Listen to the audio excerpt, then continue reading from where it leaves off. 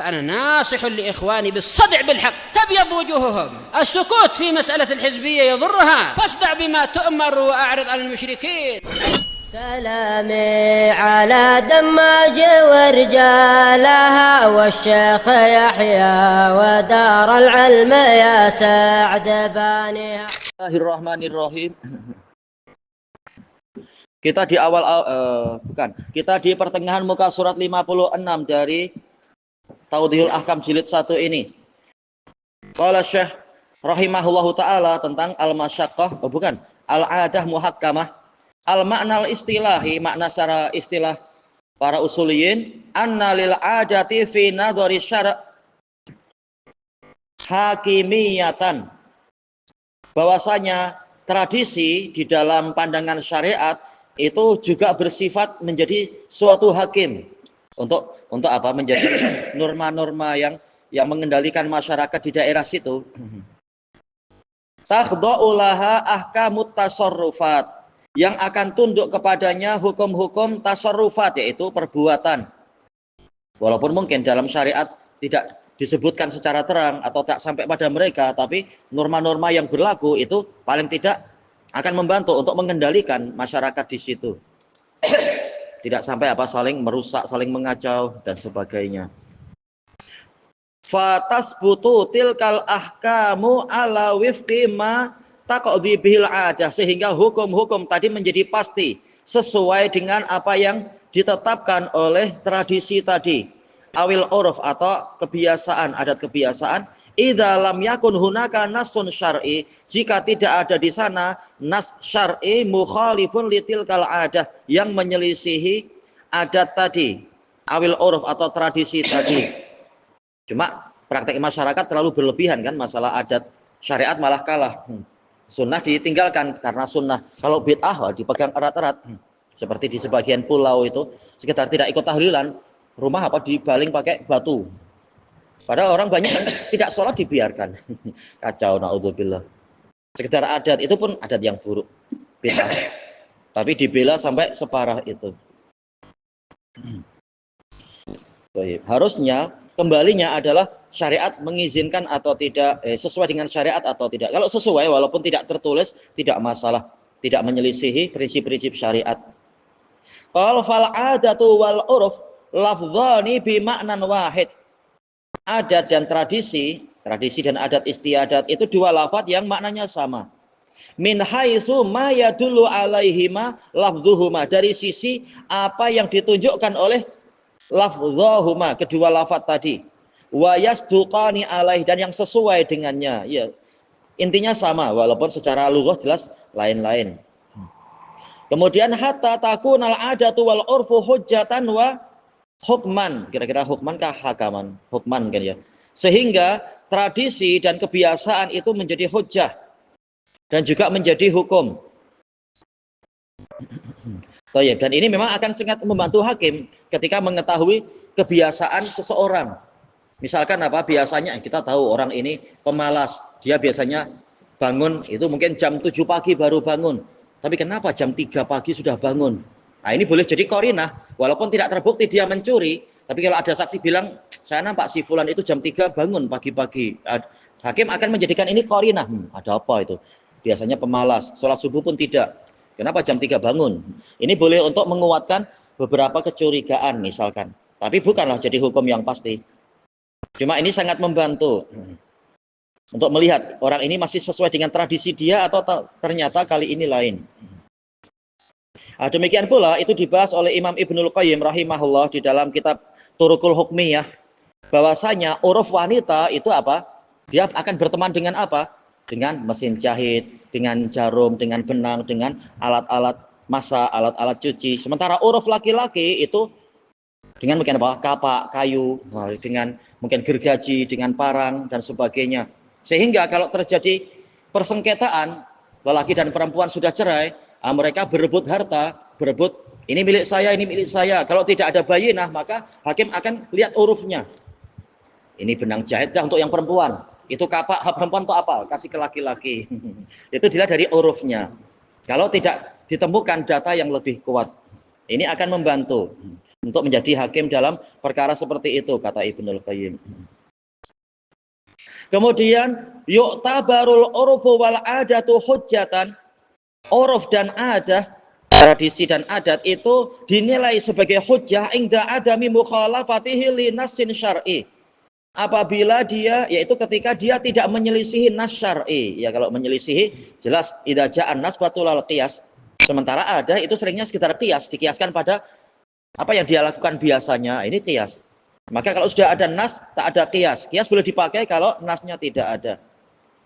Au syartin li ahadil muta'aqidain, atau yaitu tidak menyelisihi suatu syarat yang telah ditetapkan oleh salah satu dari pihak-pihak yang saling membuat akad.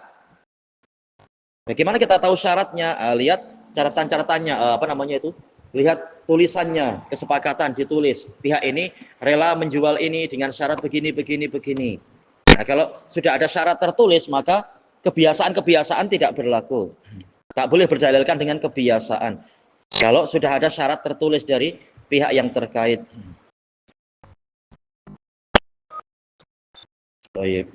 Kemudian kama, contohnya macam mana sih? Lawis ta'jaro syakhsun akhar. Lawis ta'jaro syakhsun akhara. Nah, dohirnya gitu ya. Seseorang mempekerjakan orang lain. Menjadikan orang lain sebagai ajir, sebagai pegawai, pekerja, liyak malalahu minaz zuhri ilal asr faqat, untuk bekerja kepadanya dari waktu zuhur hingga asar saja. Wal falaisa lil mustajir, maka al mustajir yaitu si majikannya, si bosnya tidak punya hak an yulzima al ajira bil amali minas sabahi ilal masa. Tak boleh setelah itu, setelah saling sepakat, tertulis misalkan dan sebagainya, tidak boleh dia mewajibkan pegawainya itu bekerja sejak waktu pagi hingga waktu petang. Bihujjati anna urfal baldah kadzalik, dengan alasan tradisi negara ini begitu, kerja ya 6 jam lah, gimana kamu kerja 2 jam? Ya kan tergantung kesepakatan, Anda sudah menulis macam itu, saya cuma memerlukan pekerja di 2 jam ini saja, ya sudah, tak boleh tahu-tahu di tengah jalan majikan merubah-rubah itu tanpa kesepakatan. Walaupun tradisi sehari-harinya kerja ya 6 jam. Jelas yang 6 jam gajinya lebih besar dari yang hanya 2 jam, itu ma'ruf. Kembali kepada kesepakatan, saling ridho atau tidak sebelum disepakati. Kalau sudah disepakati ya tak boleh dirubah-rubah, kecuali kalau maksiat. Bal yatba'ul muddatal masyrutata bainahuma. Bahkan si majikan dia wajib mengikuti tenggat, yaitu tenggang waktu yang telah ditetapkan di antara mereka berdua. Kemudian idza wafaqal urfu wal adatu dalil syar'i, jika tradisi dan kebiasaan itu sesuai dengan dalil syar'i, wajibat mura'atuhu wa tatbiquh, wajib untuk dia diperhatikan dan diterapkan. Contohnya apa ya? Allahu alam, tapi misalkan kita mendapati, insya Allah banyak lah ya kebiasaan-kebiasaan yang baik, terutama di Timur Tengah. Masyarakat banyak yang mereka itu wanitanya memakai niqab bukan karena syariat, tapi karena tradisi saja. Yang di Yaman banyak gitu, kecuali yang mengaji. Biasanya sekitar ikut tradisi kabilah mereka. Nah, apakah tradisi ini harus dirubah? Tak perlu dirubah, tapi apa? Diniatkan ibadah, diajari baik-baik, tak perlu dirubah. Dan wajib ditaati karena dia walaupun orangnya tidak mendapatkan pahala karena tidak ada niat mencari pahala, tapi paling tidak menutup aurat ini akan menghalangi berbagai fitnah, maka wajib ditaati. Demikian pula yang di Saudi, kalau tadi di Yaman, yang di Saudi itu kebanyakannya, kecuali yang mengaji, mereka melakukan itu karena diwajibkan pemerintah mewajibkan. Di masa lampau nggak tahu kalau sekarang, kalau agak modernisasi, ya, maka wajib ditaati, tinggal diajari ini harus karena Allah, jangan semata-mata takut kena saman dan sebagainya, kena denda pemerintah. Qal wa idza khalafal urfu dalil syar'i, jika tradisi tadi menyelisihi dalil syar'i min kulli wajh, dari segala sisi, wajib radul urfi wal adah, wajib dia itu ditolak, tradisi itu ditolak. Kalau dari segala sisi, kalau cuma di sebagian sisi macam mana, masih mungkin untuk dimusyawarahkan, seperti apa? Paha laki-laki aurat. Kalau keluar rumah haram kan, aurat nampak dengan sukarela macam itu. Tapi kalau di dalam rumah tak mengapa. Sekitar dalam rumah Kecuali kalau ada yang bukan mahram, ini pembahasannya jadi lain. Jadi menyelisihi tapi tidaklah sampai apa di segala sisi, karena dia cuma di dalam rumah saja misalkan atau apa. Fala yu'tabarani hukman, maka tradisi yang seperti tadi yang menyelisihi dalil, dia tidak dinilai sebagai suatu hukum li isbati hukmin syar'i, untuk menetapkan suatu hukum syar'i, illa kecuali idza lam yarid nasun, tidak datang suatu nas fi dzalikal hukmi al muradi isbatuh, pada hukum yang diinginkan untuk ditetapkan. Nah, boleh pemuka agama berijtihad atau pemuka masyarakat berijtihad, tak ada dalil satupun, misalkan dia tahu memang tak ada dalil dan sebagainya, ya sudah, kita kembali ke tradisi yang baik apa kali ini. Lihat, entah kalau memang ada pola-pola yang macam itu, mungkin dari sisi apa ya, misalkan ya, kadar apa misalkan itu, yaitu kadar walimah misalkan, minimalnya Nabi mengatakan aulim walau bisyah, dan itu pun bukan minimal. Kalau mampu lebih, ya itu malah lebih baik dan sebagainya. Kadar gaji. Apa? Kadar gaji. Kadar gaji itu kata para ulama kembali ke uruf di situ. Pemerintah boleh berijtihad, betul. Tidak ada dalil yang khusus menyebutkan itu. Pemerintah boleh berijtihad. Ada apa istilahnya, UMR kah? Upah minimum regional kalau Indonesia. Di sini apa panggilannya? Gaji minimal. Baru dia perkenalkan setahun 2 hari saja. Gaji minimal untuk kita 1.700. Misalkan macam itu. Istilahnya ini pemerintah boleh berijtihad yang seperti itu. Karena dalil memang tidak menetapkan yang seperti itu. Kemudian wa amma ingkanat mukhalafatu. Ini sebagai isimnya. Wa ingkanat mukhalafatul urfi lidalil syar'i fi ba'di afradi. Adapun jika penyelisihan tradisi tadi terhadap dalil syar'i itu di sebagian individualnya saja, au kana dalil syar'i qiyasan, atau dalil syar'inya hanya berupa qiyas bukan wahyu, fa innal urfal am, maka tradisi yang umum, yu'tabaru mukhassisan linnas, maka tradisi tadi dinilai sebagai pengkhusus untuk nas bukan nas wahyu ya, tapi kias-kias yang tadi itu. Sehingga dilihat prakteknya tentunya, contoh case-nya macam mana. Ini sekedar pembahasan qawaid yang bersifat global. Wa yutrakul qiyas min ajlih, dan qiyas ditinggalkan karena itu. Mungkin qiyas berlaku di beberapa negara, tapi jelas di negara ini tak sesuai kalau ini diterapkan. Misalkan apa, harus dilihat case-nya. Kemudian dhabitun am, ketentuan umum.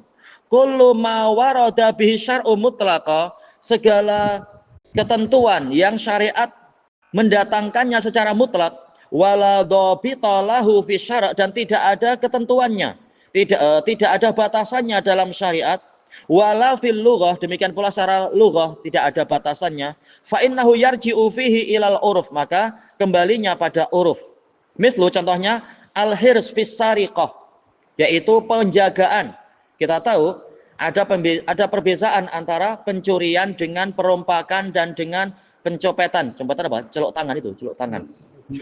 Celok saku. Iya. Yang dikatakan sariqah itu adalah mengambil barang an ghirrah, yaitu dalam keadaan pemiliknya tidak sadar. Mungkin tidur atau mungkin sedang pergi kemana. Tapi di mana? Fi hauzatih atau hirzih, di tempat penyimpanan dia. Adapun kalau jatuh di tengah jalan, itu bukan pencurian namanya. Karena itu bukan tempat penyimpanan tengah jalan itu. Jadi yang namanya pencurian adalah yaitu mengambil barang seseorang dalam keadaan orangnya tidak sadar di tempat penyimpanannya. Adapun kalau di tempat di jalan-jalan, itu namanya iltiqat, yaitu mengambil luqatah, mengambil barang temuan. Kalau dia dengan cara pemaksaan, orangnya sadar dipaksa, kalau tidak kasih duit saya cekik, ini namanya adalah perompakan. Nahab, perompakan. Kalau celuk tangan itu tidak sedang di tempat penyimpanan, memang orang sedang ke pasar kan ya, tahu-tahu diambil dari bag dia misalkan, secara ikhtilas, yaitu dengan kecepatan, dengan kelajuan tangan misalkan. Nah, itu tidak dikatakan pencurian, tetapi dikatakan ikhtilas. Tapi hukumnya sama tidak? Sama, dipotong. Cuma istilahnya lain-lain. Adapun kalau Yang dicuri itu milik orang yang mati, dikubur, kubur-kubur Cina itu kan. Ada aircon, ada peti es, nggak tahu. Mereka masak apa di dalam kubur itu. Nah, itu tidak dikatakan syariqah, tapi dikatakan apa itu? Nabes. Tapi hukumnya sama. Sama dengan pencuri. Tengok kadarnya berapa. Tapi itu kalau muslim ya, kalau orang kafir, hukum mungkin jadi lain kalau pemiliknya orang kafir. Tapi harus dilihat kafir dimika apa. Toyib. Cuma sekarang masalahnya kapan dikatakan ini hirs, yaitu tempat penjagaan. Nah, ini tradisi lain-lain. Kalau tradisi kita sudah di dalam rumah dikatakan hirs. Berarti kalau barang itu ditemukan di beranda rumah tidak dikatakan pencurian. Baik. Cuma ya nanti hakim boleh menghukum orang ini. Memang dia di luar rumah, tapi kan itu masih dalam pagar. Siapa suruh kamu masuk pagar? Dan sebagainya. Cuma tidak sampai tangan dipotong. Tapi terkadang juga apa istilahnya, tradisi menunjukkan ada barang-barang yang tak mungkin masuk rumah, yaitu kereta. Nah, itu dikatakan pencuri kalau dia mencuri di depan rumah, walaupun itu di luar rumah. Karena kalau sudah masuk ke dalam pagar, istilahnya ke area milik orang itu, dikatakan itu sudah penyimpanan kereta. Tak mungkin masuk bilik memang. Nah, dikatakan itu pencurian juga kalau untuk kereta. Ini sudah tradisi. Kalau ini mungkin satu dunia sama ya. Kalau itu tradisi satu dunia sudah dikatakan itu hirs. Adapun kalau keretanya ditinggal mungkin di tepi jalan, itu memang bukan syariqah. Cuma ya masalah haram karena apa? Ini sudah melebihi apa? melebihi kadar tafih, apalagi melebihi rubuk dinar istilahnya ya. Maka bukan iltikot. Tapi memang orangnya boleh tangannya dipotong dan tetap hukumnya kan dikatakan pencuri kan? Mencuri mobil orang dikatakan pencuri. Cuma secara syar'i itu tidak sampai kalimatnya adalah syariqah karena dia tidak di dalam rumah, tidak di area rumah. Cuma secara tradisi dipanggil syariqah. Maka secara tradisi dikatakan tetap itu pencurian juga. Walaupun secara hukum syariat tidak dikatakan syariqah karena di luar area penjagaan. Cuma hukumnya sama karena walaupun di luar area penjagaan, pemiliknya jelas sudah mengunci kan, kecuali kalau nggak dikunci, itu pun tertulis silahkan ambil ya, jelas bukan pencurian. Baik. Maka hukumnya akan sama walaupun istilah syar'inya mungkin bukan syariqah. Nah, tradisi akan mengatakan ini pencurian karena kereta sudah dikunci tapi sengaja dirusak dan diambil dan sebagainya. Kemudian dikatakan di sini fahuwa ma yu'tabaru hadduhu fil urf. Maka dia ini definisinya akan dipandang dari sisi tradisi. Masalah hirs, penjagaan atau penyimpanan itu di mana? Haitsu la tahdidalahu fi syara'. Karena secara syariat wala fil lughah, demikian pula secara bahasa tidak dibatasi yang namanya penjagaan itu macam mana. Maka boleh juga sebagian fuqaha mengatakan walaupun kereta itu ada di tepi jalan, tidak di area rumah, tetapi kalau sudah dikunci, bahkan kunci double lagi, sudah ada alarm lagi misalkan atau apa, nah, jelas ini sudah dianggap sebagai ada usaha penjagaan. Nah, maka boleh juga dipanggil pencurian, walaupun mungkin akan diperselisihkan, tapi secara prakteknya jelas orang yang berbuat itu tangan boleh dipotong, yang mengambil barang sebesar itu. Wa yahtalifu baina malin wa mal. Lain-lain antara harta yang ini dengan harta yang itu. Jelas kalau kereta ya mungkin di depan rumah. Kalau apa istilahnya emas, tak mungkin depan rumah. Jelas harus bukan juga di ruang tamu, salah juga kalau di ruang tamu. Tradisi akan menunjukkan jelas emas itu di mana ya? Nggak tahu. Al-muhim di dalam tempat yang paling rahasia, nggak boleh diceritakan ke orang. ini secara teori. Jelas biasanya dibilik orang-orang sendiri-sendiri. Wa baina halin wa hal, antara satu keadaan dengan keadaan yang lain. Iya, terkadang lain-lain. Thayyib. Nah, ini dari sisi yang terakhir ini boleh sebagian fuqaha berijtihad, yaitu walaupun dalam satu keadaan kereta itu dikatakan dijaga apabila di dekat rumah, di dalam rumah istilahnya. Tapi dalam keadaan yang lain, ketika kami kerja, tak mungkin kereta itu masih di rumah, maka kami letakkan di tempat apa istilahnya parking, bukan milik kami. Tapi secara keadaan ini juga dikatakan sudah dijaga. Maka yang mencuri di tempat parking dikatakan dia adalah polanya adalah syariqah juga dan seterusnya. Lihat keadaan. Ilahuna wallahu a'lam. Saya ada lagi lah dunia ni yang pakai potong tangan. Pakai apa? Potong tangan. Kalau di Yaman biasanya kalau ada masalah hakim akan memberikan tawaran. Ikut hukum syariat kah ikut hukum nasional? Harusnya bukan hakim yang memberikan tawaran, hakim yang harus tegas harusnya. Tapi prakteknya kalau Syekh Mukbil bilang di Saudi, makanya di zaman beliau ketika beliau berobat di akhir hayat beliau, anak baca itu persaksian beliau. Banyak kereta-kereta yang kadang orangnya lupa, pintu masih terbuka, tapi tak ada yang berani mencuri karena tahu tangan akan dipotong. Allahu alam. Walaupun Amerika bilang hak asasi manusia, Amerika pencuri.